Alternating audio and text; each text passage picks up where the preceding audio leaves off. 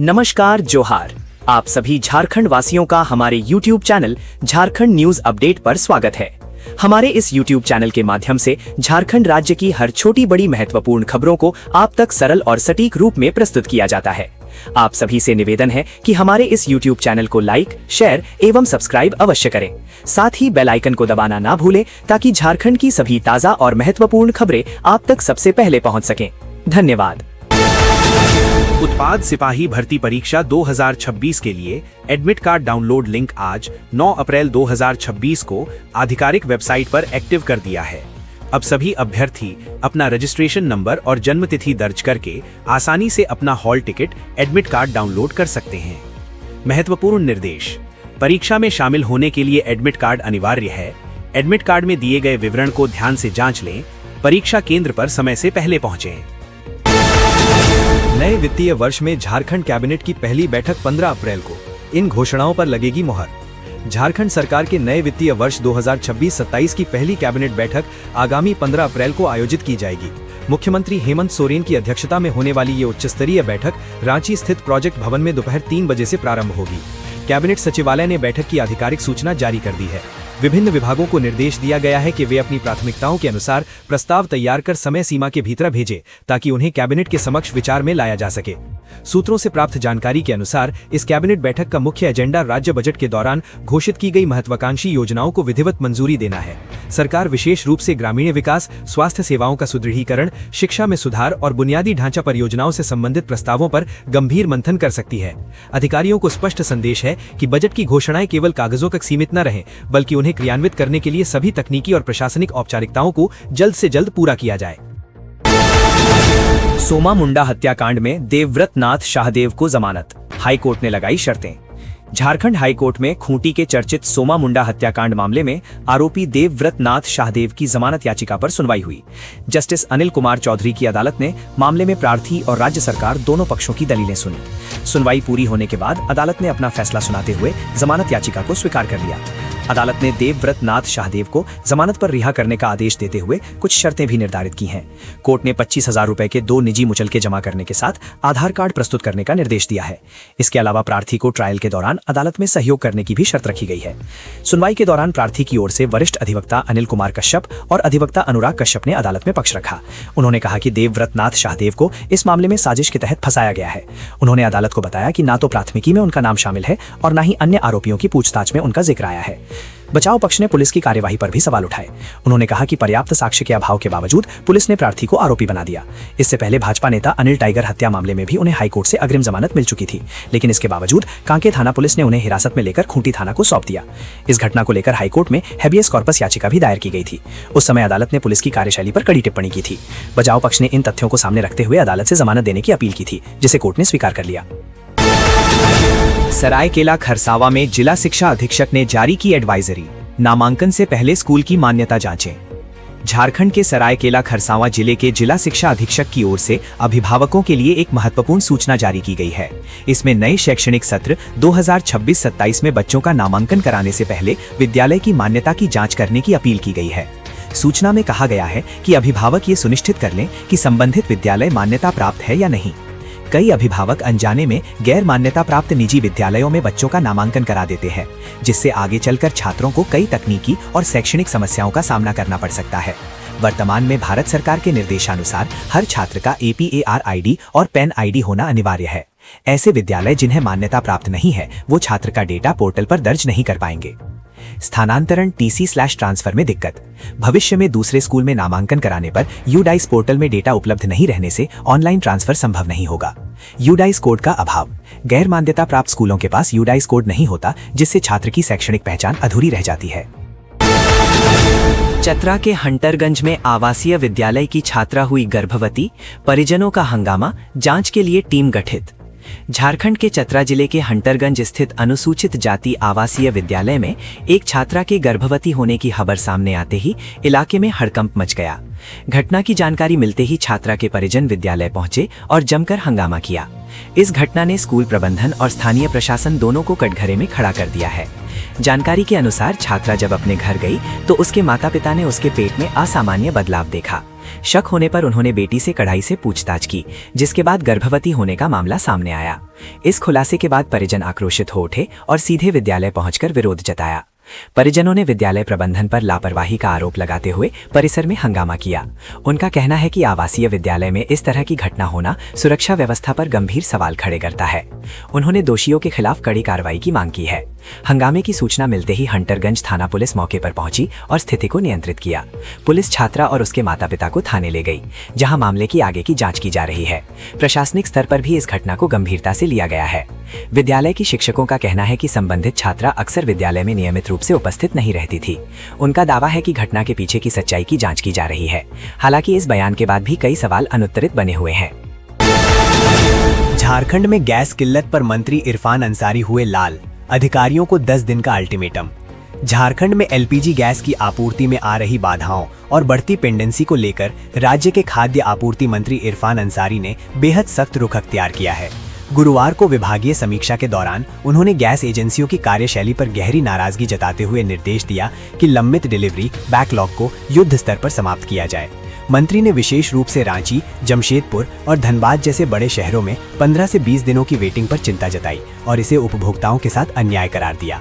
उन्होंने अधिकारियों को स्पष्ट निर्देश दिया है कि आगामी 7 से 10 दिनों के भीतर पूरे प्रदेश में गैस वितरण की स्थिति को पूरी तरह सामान्य बनाया जाए।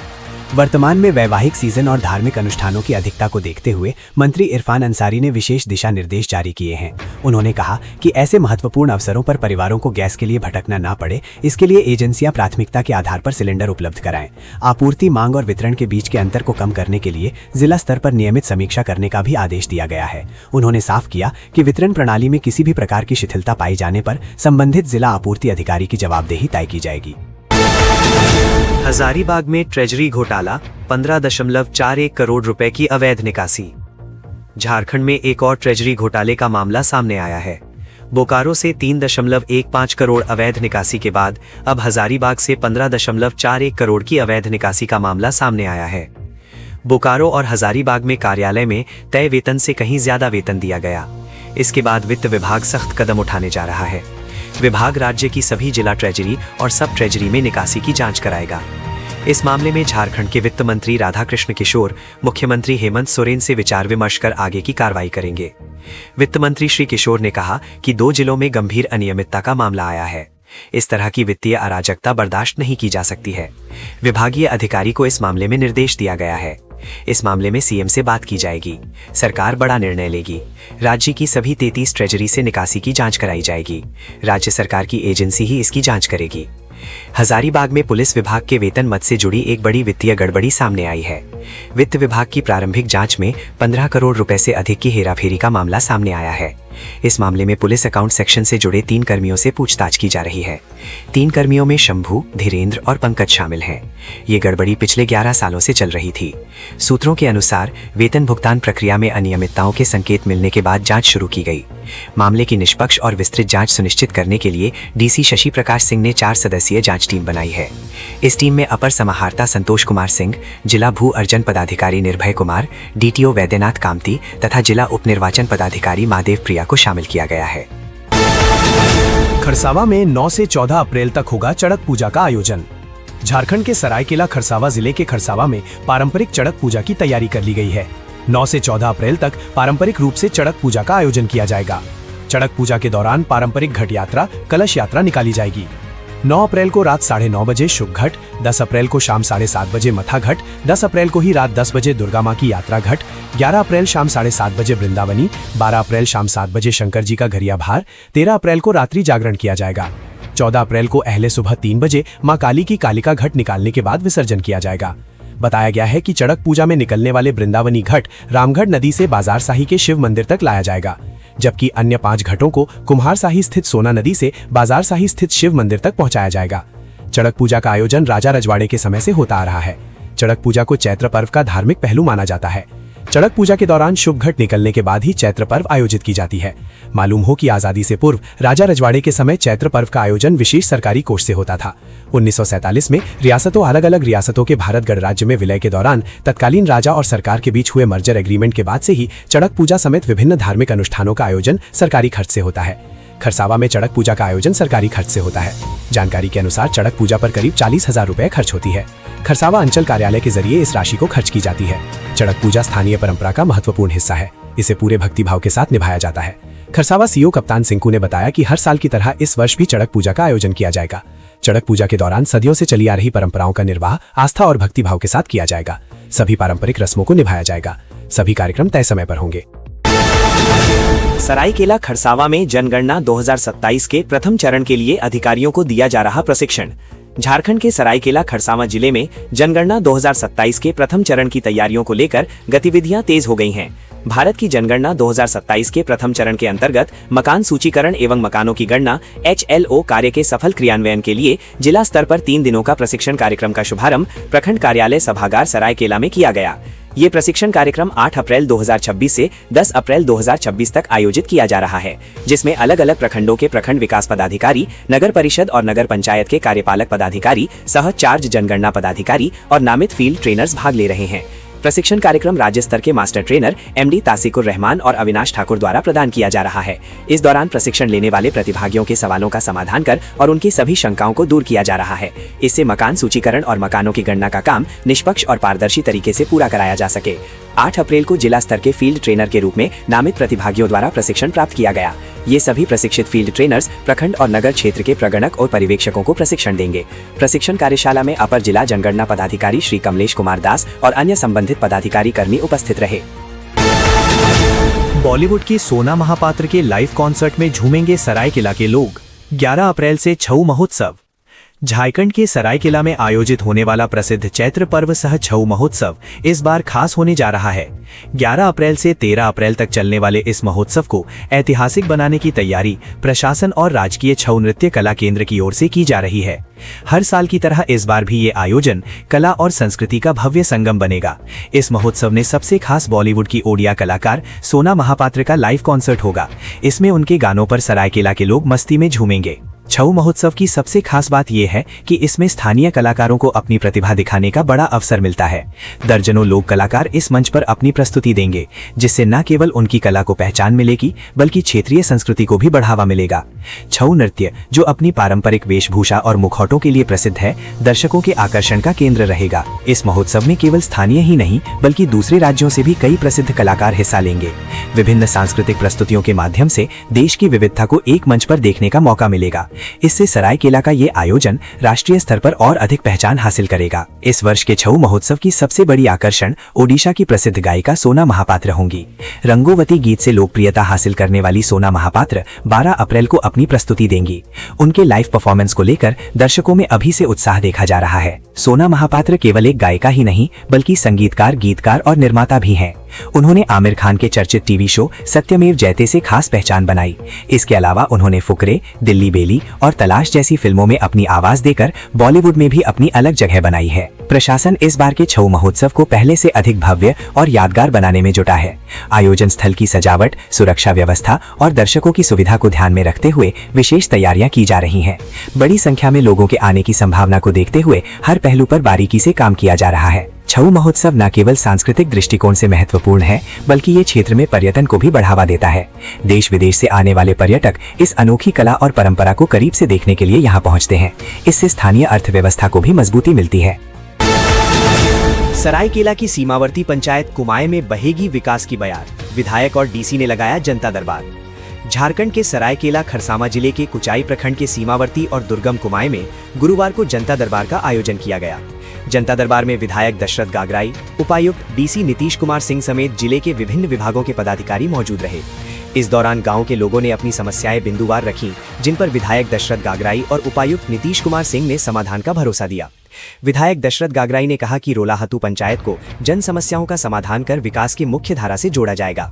राज्य सरकार के विभिन्न योजनाओं को धरातल पर उतारा जाएगा। विधायक फंड से भी कार्य होंगे। विधायक दशरथ गागराई ने ग्रामीणों को आश्वस्त करते हुए कहा कि सीमावर्ती क्षेत्र के गांवों तक पक्की सड़क निर्माण की दिशा में प्राथमिकता के आधार पर पहल की जाएगी। सड़क से ही क्षेत्र के विकास का द्वार खुलेगा। विधायक दशरथ गागराई ने आगे कहा कि बेहतर सड़क सुविधा मिलने से शिक्षा, स्वास्थ्य और रोजगार के अवसर स्वतः ही बढ़ेंगे। इससे लोगों की रोजमर्रा की परेशानियां कम होंगी। राज्य सरकार की मंशा है कि सरकारी योजनाओं का लाभ समाज के हर वर्ग के लोगों तक पहुंचे। गागराई ने कहा कि पिछले दिनों उन्होंने 4 दिन रोलाहतू पंचायत के 20 गांव टोला का दौरा कर जन समस्याओं से अवगत हुए थे। उन समस्याओं का समाधान करेंगे। जिले के उपायुक्त नीतीश कुमार सिंह ने कहा कि रोलाहतू पंचायत के सर्वांगीण विकास के लिए कार्य योजना बनाकर मिशन मोड में काम किया जाएगा। रोड कनेक्टिविटी को बेहतर बनाने और पेयजल समस्या का समाधान करने की दिशा में त्वरित कार्य करने की बात कही। जन समस्याओं के समयबद्ध निष्पादन के लिए सकारात्मक प्रयास करने की बात कही। जनता दरबार में प्राप्त शिकायतों को दूर करने के लिए जिला और राज्य के संबंधित विभाग के साथ समन्वय स्थापित कर कार्य किया जाएगा। डीसी ने कहा कि अंतिम व्यक्ति तक सरकारी योजनाओं का लाभ पहुंचाया जाएगा। सड़क और पानी की समस्या का समाधान किया जाएगा। मोबाइल टावर को चालू करने के लिए टेंडर प्रक्रिया में है, इसे जल्द चालू कराने की बात कही। उन्होंने स्कूल और आंगनबाड़ी से जुड़ी कई घोषणाएं भी की। साथ ही लोगों से योग्य लाभुकों को सरकारी योजनाओं से जोड़ने की बात कही। साथ ही ग्रामीणों को जागरूक होकर योजनाओं का लाभ उठाने की अपील की। जनता दरबार के दौरान विभिन्न विभागों की ओर से लाभुकों में परिसंपत्तियों का वितरण किया गया। JSLPS की ओर से CIF के तहत 11 SHG ग्रुप में 11 लाख रुपए की राशि और RF के तहत 7 महिला समूहों में 2.1 लाख रुपए की राशि का वितरण किया गया। साथ ही 4 स्कूली बच्चों में साइकिल, 5 किसानों में गर्मा मूंग, 19 लोगों में मुख्यमंत्री स्वास्थ्य सहायता योजना के तहत राशि, 6 लोगों में लेबर कार्ड, 15 लोगों में जाति व आवासीय प्रमाण पत्र का वितरण किया गया। इस दौरान छोटे छोटे बच्चों का अन्न प्रसन्न कराया गया। गर्भवती महिलाओं की दोग भराई की रस्म को भी निभाया गया। जनता दरबार में विभिन्न विभागों की ओर से स्टॉल लगाकर लोगों को सरकार की ओर से संचालित योजनाओं की जानकारी दी गई। साथ ही कल्याणकारी योजनाओं से आच्छादित करने के लिए आवेदन भी लिए गए। पतरातू के हेसला में जमीन विवाद पर बवाल, सड़क जाम, टायर जलाकर उग्र प्रदर्शन, पुलिस प्रशासन आमने सामने। रामगढ़ जिले के पतरातू प्रखंड अंतर्गत हेसला पंचायत स्थित PTPS कॉलोनी परिसर की 222.26 एकड़ जमीन को सरकार द्वारा जियाडा को हस्तांतरित किए जाने और उसमें से 40 एकड़ भूमि वरुण बेवरेज को आवंटित करने के फैसले के खिलाफ गुरुवार को जोरदार विरोध प्रदर्शन देखने को मिला। इस फैसले के बाद स्थानीय लोगों में असंतोष बढ़ता गया, जो आखिरकार सड़क पर उग्र आंदोलन के रूप में सामने आया। प्रशासन जब पुलिस बल के साथ क्षेत्र में आवास खाली कराने पहुंचा तो हालात अचानक तनावपूर्ण हो गए। बड़ी संख्या में स्थानीय लोग अपने घरों से निकलकर सड़कों पर आ गए और प्रशासन के खिलाफ नारेबाजी शुरू कर दी। प्रशासन की इस कार्रवाई को लेकर लोगों में गहरा आक्रोश देखने को मिला। प्रदर्शन में महिला, पुरुष और बच्चों समेत सैकड़ों की संख्या में लोग शामिल हुए। सभी लोग पटेल चौक पर जमा होकर अपने अधिकारों की मांग करने लगे। लोगों का कहना था कि वे वर्षों से यहाँ रह रहे हैं और अचानक उन्हें बेदखल करना अन्यायपूर्ण है। अंचलाधिकारी के साथ स्थानीय लोगों की वार्ता भी हुई, लेकिन कोई समाधान नहीं निकल सका। लोगों ने साफ शब्दों में कहा कि वे किसी भी हालत में अपने घर खाली नहीं करेंगे। वार्ता विफल होने के बाद आक्रोशित प्रदर्शनकारियों ने पतरातू रांची मुख्य सड़क को जाम कर दिया, जिससे आवागमन पूरी तरह ठप हो गया और यात्रियों को भारी परेशानी का सामना करना पड़ा। प्रदर्शनकारियों का आरोप है कि हाईकोर्ट द्वारा कुछ आवासों को इस अभियान से मुक्त रखने का निर्देश दिया गया है। इसके बावजूद प्रशासन जबरन लोगों को हटाने की कोशिश कर रहा है। इसी को लेकर लोगों में भारी नाराजगी है और वे इसे न्यायालय की अवमानना बता रहे हैं। सुबह सुबह फायरिंग से दहला मैक्लुस्कीगंज का मुंडा धौड़ा गांव, पुलिस ने शुरू की जांच।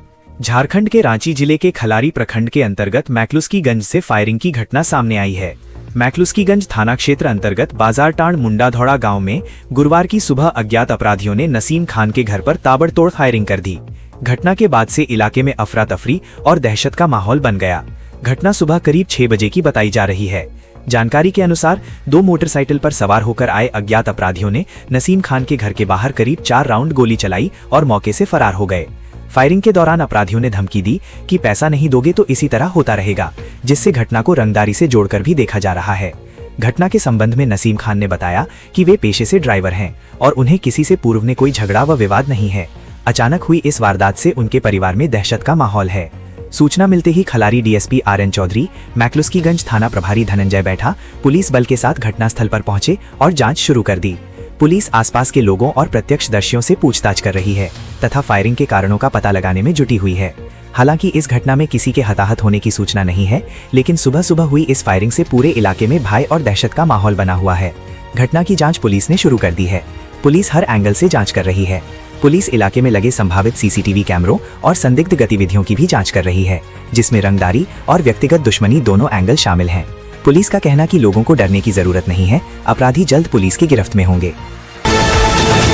धनबाद के पूर्वी टुंडी में बाबा साहेब अंबेडकर की प्रतिमा से छेड़छाड़, इलाके में आक्रोश। झारखंड के धनबाद जिले के पूर्वी टुंडी के लटानी गांव में बुधवार देर रात असामाजिक तत्वों ने डॉक्टर भीमराव अंबेडकर की प्रतिमा के साथ छेड़छाड़ कर माहौल बिगाड़ने की कोशिश की। अंबेडकर क्लब लटानी के बाहर स्थापित प्रतिमा पर गंदे कपड़े लटका दिए गए और बाबा साहब के चश्मे को भी तोड़ दिया गया। गुरुवार सुबह जब स्थानीय लोग वहां पहुंचे तो घटना की जानकारी मिली। प्रतिमा की स्थिति देखकर ग्रामीणों में आक्रोश फैल गया। इसके बाद तुरंत स्थानीय थाना को सूचना दी गई। सूचना मिलते ही पुलिस मौके पर पहुंची और स्थिति को संभाला। पुलिस ने सबसे पहले प्रतिमा को साफ कराया और आसपास के लोगों को शांत किया। अधिकारियों ने आश्वासन दिया कि दोषियों की पहचान कर सख्त कार्रवाई की जाएगी। घटना के बाद क्षेत्र में एहतियातन निगरानी भी बढ़ा दी गई है। पुलिस आसपास के क्षेत्रों में जांच कर रही है, जिससे कि असामाजिक तत्वों की पहचान की जा सके। साथ ही स्थानीय लोगों से भी पूछताछ की जा रही है। घटना के बाद ग्रामीणों ने प्रशासन से दोषियों की जल्द गिरफ्तारी की मांग की है। लोगों का कहना है कि इस तरह की घटनाएं सामाजिक सौहार्द बिगाड़ने की कोशिश है, जिसे बर्दाश्त नहीं किया जाएगा। पुलिस ने भरोसा दिलाया है कि जल्द ही मामले का खुलासा किया जाएगा। मेदिनीराय मेडिकल कॉलेज के मेस में गैस की किल्लत, अंडा और चाय बंद। झारखंड के पलामू के पोखराहा स्थित मेदिनीराय मेडिकल कॉलेज में एलपीजी गैस की किल्लत से मेडिकल कॉलेज में अध्ययनरत विद्यार्थियों को सुबह नाश्ता में कटौती की गई है। चाय और अंडा बंद कर दिया गया है। एलपीजी गैस की व्यवस्था नहीं हो पाई तो लकड़ी व कोयले पर खाना बनाना पड़ सकता है। एलपीजी गैस की व्यवस्था नहीं हो पाई तो लकड़ी व कोयले पर खाना बनाना पड़ सकता है। छात्रों ने बताया कि पिछले 1 माह से नाश्ता में केला दिया जा रहा है। एलपीजी गैस की सुविधा रहने से अंडा, केला और चाय सुबह में मिलता था। गैस की कमी के कारण मेस संचालक को काफी परेशानी हो रही है। छात्रों ने बताया कि मेस संचालक ने छात्रों को जानकारी दिया था कि गैस की कमी के कारण खाना तैयार करने में काफी परेशानियों का सामना करना पड़ रहा है। अल्टीमेटम दिया है कि सुबह का नाश्ता और खाना उपलब्ध कराना मुश्किल हो रहा है। इससे छात्र काफी नाराज हो गए थे। मेस संचालक ने ब्लैक में गैस लेकर नाश्ता और खाना बनाना शुरू किया, जो काफी महंगा पड़ रहा है। ब्लैक में गैस लेने के कारण मेस संचालक को मेस चलाना मुश्किल हो रहा है। उसने विद्यार्थियों को पैसा बढ़ाने की बात कही, जिससे इस समस्या से निजात मिल सके, लेकिन छात्र संचालक के बात से सहमत नहीं हुए। इस कारण मेस संचालक को काफी मुश्किल का सामना करना पड़ रहा है। मेदिनीराय मेडिकल कॉलेज के मेस में खाना बनाने के लिए हर दिन 40 केजी गैस की जरूरत है। कॉलेज में करीब 500 छात्र और छात्राएं पढ़ाई करते हैं। सुबह का नाश्ता, दोपहर का खाना और रात का खाना बनाने के लिए हर दिन गैस की जरूरत पड़ती है। इसके लिए महीने में 60 सिलेंडर की आवश्यकता पड़ती है। गैस की किल्लत के कारण मेस संचालक को सिलेंडर नहीं मिल पा रहा है, जिसके कारण उन्हें ब्लैक में सिलेंडर खरीदना पड़ रहा है। ऊंचे दामों पर सिलेंडर खरीदने के कारण मेस का खर्च बढ़ जा रहा है। मेस का खर्च बढ़ने के कारण संचालक काफी परेशान है। मेस संचालक ने बताया कि गैस की किल्लत होने के कारण लकड़ी या कोयले से खाना बनाना पड़ सकता है। इससे काफी परेशानी होगी, समय पर भोजन नहीं मिल पाएगा। मेडिकल कॉलेज के प्राचार्य डॉक्टर जक्का श्रीनिवासन राव ने कहा कि मेस संचालक को आवेदन देने के लिए कहा गया है। आवेदन को जिला प्रशासन को भेजा जाएगा, जिससे कि गैस की उपलब्धता आसानी से हो सके। दुमका में व्यवसायी से 9.5 लाख रुपए के आभूषणों की लूट, अपराधियों ने कनपटी पर पिस्तौल सटा दिया। घटना को अंजाम। दुमका जिले के जरमुंडी प्रखंड अंतर्गत तालझारी थाना क्षेत्र में बुधवार की शाम अपराधियों ने एक स्वर्ण व्यवसायी से लाखों रुपए के आभूषण लूट लिए। तालझारी हाट के समीप घटित इस वारदात में 2 बाइकों पर सवार 4 नकाबपोश अपराधियों ने करीब 9.5 लाख रुपए मूल्य के सोने और चांदी पर हाथ साफ किया। घटना के बाद अपराधी हथियार लहराते हुए मौके से फरार हो गए, जिससे पूरे इलाके में सनसनी फैल गई है और स्थानीय व्यापारियों में अपनी सुरक्षा को लेकर गहरी चिंता देखी जा रही है। पीड़ित आभूषण विक्रेता दिलीप कुमार साह कुशमाहा गांव के रहने वाले हैं। उन्होंने अपने साथ हुए वारदात के संबंध में बताया कि 8 अप्रैल की शाम वो अपनी दुकान बंद करने के बाद जेवरात को एक थैले में रखकर अपनी बाइक से घर लौट रहे थे। उनके साथ उनके संबंधी हरिनंदन साह भी पीछे बैठे थे। इसी दौरान पीछे से आ रहे अपराधियों ने उनकी बाइक को ओवरटेक कर रास्ता रोक लिया। अपराधियों ने व्यवसायी की कनपटी पर पिस्तौल सटा दी और शोर मचाने पर जान से मारने की धमकी देते हुए जेवरातों से भरा थैला छीन लिया। लूट की घटना को अंजाम देने के बाद आरोपी पुराना थाना गली की ओर भाग निकले। झारखंड विधानसभा के नवनियुक्त सभापतियों को स्पीकर का गुरु मंत्र, समस्याओं के तुरंत निष्पादन का लक्ष्य। झारखंड विधानसभा के अध्यक्ष रविंद्रनाथ महतो ने स्पष्ट किया है कि लोकतांत्रिक व्यवस्था को सुदृढ़ बनाने में विधानसभा समितियों की भूमिका अत्यंत निर्णायक होती है। विधानसभा के सेंट्रल हॉल में आयोजित नवनियुक्त सभापतियों के संबोधन कार्यक्रम में स्पीकर ने कहा कि इन समितियों में सत्ता पक्ष और विपक्ष दोनों के सदस्य दलगत राजनीति से ऊपर उठकर जनहित के मुद्दों पर कार्य करते हैं। उन्होंने रेखांकित किया कि समितियों द्वारा प्रस्तुत की जाने वाली रिपोर्ट के आधार पर ही सरकार राज्य के भविष्य के लिए महत्वपूर्ण निर्णय लेती है। इसलिए समितियों की कार्यक्षमता और उनकी सक्रियता को और अधिक मजबूत किया जाना समय की मांग है। स्पीकर रविंद्रनाथ महतो ने सभापतियों से सीधा संवाद करते हुए निर्देश दिया कि समितियों की बैठकें मात्र औपचारिकता न रहकर नियमित रूप से आयोजित की जानी चाहिए। उन्होंने इस बात पर विशेष जोर दिया कि समितियों को केवल मुख्यालय तक सीमित नहीं रहना चाहिए, बल्कि जिलों का दौरा कर जन सरोकार से जुड़े जमीनी मुद्दों की वास्तविक समीक्षा करनी चाहिए। स्पीकर के अनुसार जब समितियां धरातल पर जाकर समस्याओं का आकलन करेंगी, तभी समस्याओं के त्वरित और स्थायी समाधान के मार्ग प्रशस्त होंगे। उन्होंने सभापतियों को जन कल्याण के मुद्दों को सर्वोच्च प्राथमिकता देने का आह्वान किया। पलामू के पांकी में ज्वेलर्स दुकान में लाखों की चोरी, सीसीटीवी और डीवीआर भी उड़ा ले गए चोर। झारखंड के पलामू जिले के पांकी थाना क्षेत्र के मुख्य बाजार में स्थित घनश्याम ज्वेलर्स में बुधवार देर रात अज्ञात चोरों ने बड़ी चोरी की घटना को अंजाम दिया। चोरों ने दुकान के पीछे के गेट से सेंधमारी कर अंदर प्रवेश किया और लाखों रुपए मूल्य के सोने चांदी के आभूषण पर हाथ साफ कर दिया। इस घटना के बाद पूरे बाजार में दहशत का माहौल बन गया है। जानकारी के अनुसार चोरों ने दुकान में रखे कीमती आभूषणों को निशाना बनाया। सोने और चांदी के गहनों की चोरी से दुकानदार को भारी नुकसान हुआ है। शुरुआती अनुमान के मुताबिक चोरी की रकम लाखों में बताई जा रही है। हालांकि सटीक आकलन दुकान मालिक द्वारा सूची तैयार करने के बाद ही हो पाएगा। इस घटना की खास बात यह रही कि चोर पूरी तैयारी के साथ आए थे। उन्होंने न केवल गहनों की चोरी की, बल्कि दुकान में लगे सीसीटीवी कैमरों का डीवीआर भी अपने साथ ले गए। इससे साफ जाहिर होता है कि चोर सबूत मिटाने और पहचान छिपाने की मंशा से इस वारदात को अंजाम दे रहे थे। इससे पुलिस के लिए जांच और चुनौतीपूर्ण हो गई है। इस घटना की सूचना मिलते ही पांकी पुलिस मौके पर पहुंची और जांच शुरू कर दी। पुलिस ने डॉग स्क्वाड की भी मदद ली है ताकि चोरों के सुराग तक पहुंचा जा सके। खोजी कुत्तों के जरिए आसपास के इलाकों में संदिग्ध गतिविधियों की तलाश की जा रही है। पुलिस आसपास लगे अन्य सीसीटीवी कैमरों की फुटेज भी खंगाल रही है। दुकान के मालिक घनश्याम सोनी ने बताया कि जब वे सुबह दुकान खोलने पहुंचे तो पीछे के दरवाजे की हालत देखकर उन्हें चोरी का अंदेशा हुआ। अंदर जाकर देखा तो गहने गायब थे। इसके बाद तुरंत पुलिस को सूचना दी गई। घटना की खबर फैलते ही बाजार के अन्य दुकानदार भी मौके पर पहुंच गए। मुख्य बाजार जैसे भीड़भाड़ वाले इलाके में इस तरह की चोरी की घटना से व्यवसायियों में डर का माहौल है। व्यापारियों का कहना है कि अगर मुख्य सड़क पर स्थित दुकानों में भी चोरी हो रही है तो सुरक्षा व्यवस्था पर सवाल उठना लाजिमी है। लोगों में असुरक्षा की भावना लगातार बढ़ रही है। चतरा मेगा स्किल सेंटर में विश्व स्वास्थ्य दिवस की धूम। प्रशिक्षु छात्रों ने ग्रामीणों को दिया स्वच्छता का संदेश। चतरा जिले में विश्व स्वास्थ्य दिवस के अवसर पर 7 अप्रैल 2026 को फेस सोसाइटी द्वारा संचालित मेगा स्किल सेंटर DDUKK में एक विशेष स्वास्थ्य जागरूकता कार्यक्रम का सफल आयोजन किया गया। इस कार्यक्रम का प्राथमिक उद्देश्य स्थानीय समुदाय को स्वास्थ्य, व्यक्तिगत स्वच्छता और अपने आसपास के वातावरण को स्वच्छ रखने के प्रति जागरूक करना था।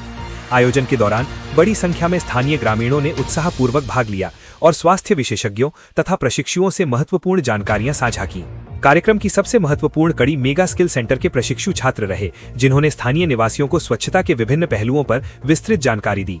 क्षेत्र में तालाबों की उपस्थिति को देखते हुए छात्रों ने जल जमाव और गंदगी से फैलने वाली बीमारियों, विशेषकर मलेरिया पर गहरा प्रकाश डाला।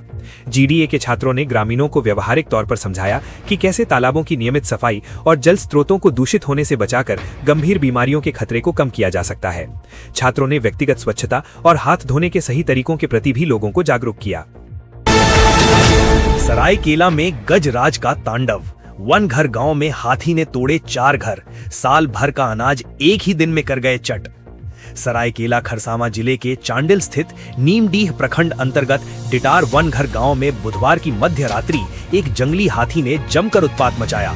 झुंड से बिछड़कर रिहायशी इलाके में घुसे इस हाथी ने न केवल घरों को क्षतिग्रस्त किया, बल्कि ग्रामीणों के बीच भारी दहशत पैदा कर दी। हाथी के अचानक हमले से गांव में अफरा तफरी मच गई और लोग अपनी जान बचाने के लिए सुरक्षित स्थानों की ओर भागने लगे। पूरी रात ग्रामीण हाथों में मशालें और लाठियां लेकर अपनी और अपने परिवार की सुरक्षा के लिए पहरा देते रहे।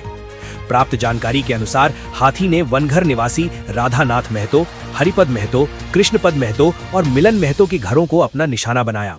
विशालकाय गजराज ने इन घरों की दीवारों को तोड़कर उन्हें पूरी तरह क्षतिग्रस्त कर दिया।